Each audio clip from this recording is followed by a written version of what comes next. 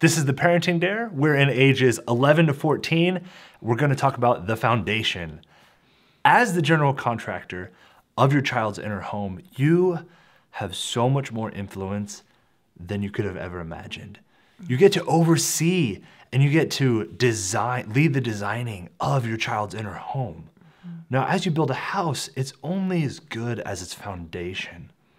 And what kind of foundation can bear the weight of everything life throws at it? That is an eternal one, a foundation in God. All right, as I was beginning my parenting journey, I knew that. And I will just tell you from the get-go, I was laying a great foundation in Jesus Christ for my children. And I kind of always start with the end in mind, and I want adult children that embrace the cross. I want them to be able to lead sacrificial life, giving to others, because I know that's where the true happiness is. And so as I parented as a young mom, I was doing all the right things. We were going to Mass as a family. We were worshiping in a community like that. We had going to adoration, praying the rosary. I was teaching them Bible stories. I remember one time we were featured in this newspaper called The Catholic Advance, and it was like, mom and dad pray rosary with their family. Because no one does that, actually sits down and prays with their family. Mom gets it. I was doing it. I was doing it. All the spiritual things. And truly, I felt like I was doing it. I was raising, doing what it took to raise really great, spiritually alive children. Now, through all of that, I was still able to find pornography and just really get hooked into this first level addiction. Now, you need to understand that mom is just pouring the foundation everywhere, but my lot was not prepared to receive it whatsoever. She was laying down all this spirituality. It was just going in one ear and out the other. I was not really internalizing any of it.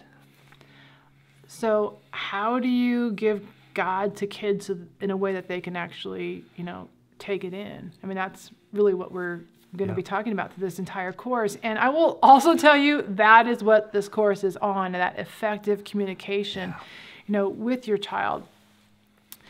You will get to a point when your child trusts you.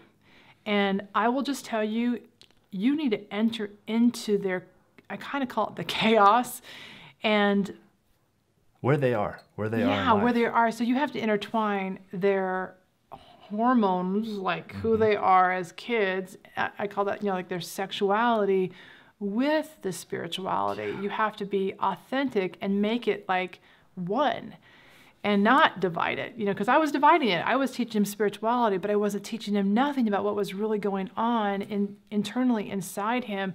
You will know when they are with you, when there can be some really good give and take conversations. Some back and forth, when they start to really open up and ask questions. And trust. And so then, as you're thinking about their spirituality, when they're, 0 to 5 and 6 to 10, you're basically feeding them God. You are just it's like a baby and you're bottle feeding your kid, and you're here, eat your carrots, like that. How it shifts and why I love 11 to 14 so much is you're transitioning them into, young adulthood, and you want them to own that. Now, as you begin, they're opening up to you and you want to give them more godly things. For me, I find God in the quiet. I'm a very extroverted person, and I need the quiet to renew myself. A cup of coffee and my Bible is fantastic. I love spiritual reading. I love the rosary. I am committed to Our Lady. I love the rosary. I love the Chaplet of Divine Mercy. That's how I get renewed in God. I'm a little bit different, especially when I was younger. That was just boring. Going to my room and trying to pray I couldn't do it. I love giving of myself, acts of service, being an altar server, getting involved in the camps that were around when I was in middle school. So with your son, what are some things around your community that you can kind of help them do? You should understand real quick that what we just went through, the difference is not every guy and girl is exactly like that 100%. You can kind of mix and match. You just understand that the vast majority, not everyone prays the same.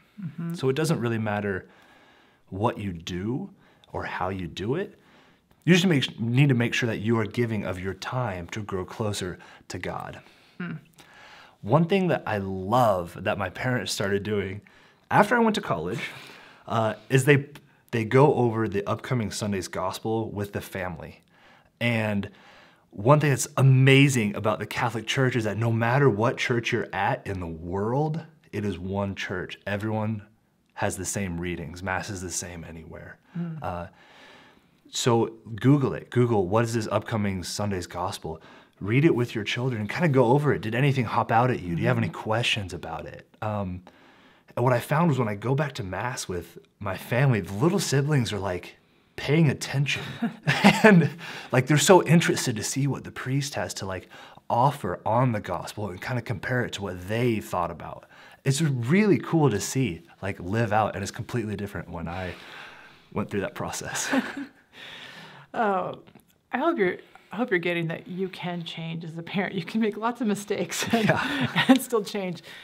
The whole point of this video is I want my children to have the most supreme gift of Jesus Christ. That is the whole purpose of me parenting them. I want to be able to give them that gift.